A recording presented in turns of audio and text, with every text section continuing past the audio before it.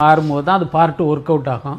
இப்போ நான் என் கேள்வி என்னன்னா, இப்போ உங்களுடைய எந்த படம் பார்ட் 2 பண்ணுவதற்கு தகுதியான கதையம்சம் உள்ள படமா நினைக்கிறீங்க?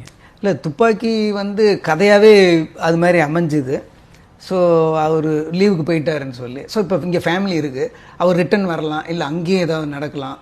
ஸோ அந்த மாதிரியான ஒரு இங்கேருந்து போனதில் ஒரு அது அதில் ஒரு ஆஃப் எண்டு தான். ஆமாம், அப்படிதான். அது கண்டினியூ ஆகல. அது பிளான் பண்ணி வச்சதா இல்லை சும்மா? இல்லை, அது பிளான் பண்ணி வச்சது தான். அப்படியா? ஆமாம், அது பிளான் பண்ணி தான் மறுபடியும் அவன் லீவுக்கு வருவான்.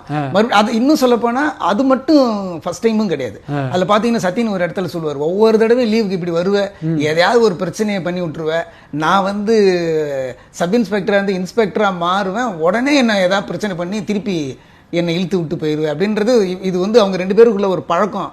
ஒரு ஆர்மி ஆஃபீஸர் லீவுக்கு வருவார், இங்கே இருக்கிற போலீஸோட ஃப்ரெண்டு, அவனோட பிரச்சனையை இவன் உள்ளே இன்வால்வ் ஆகி இவன் சால்வ் பண்ணிட்டு போயிடுவான், ஒரு குழப்பிட்டு யாருக்கும் தெரியாமல் போயிடுவாருங்கிறது ஒரு பேஸ் தான் அது ஐடியா. ஸோ அதை வச்சு திருப்பி பண்ணலாம் அப்படிங்கிறதும் ஐடியா இருக்குது. இன்னும் சொல்லப்போனால் அந்த ஸ்லீப்பர் செல் கான்செப்டை வச்சு ஒரு வெப் சீரிஸ்லாம் வந்திருக்கு, ஃபேமிலி மேன் அந்த மாதிரி டைப்லலாம் அது வந்திருக்கு.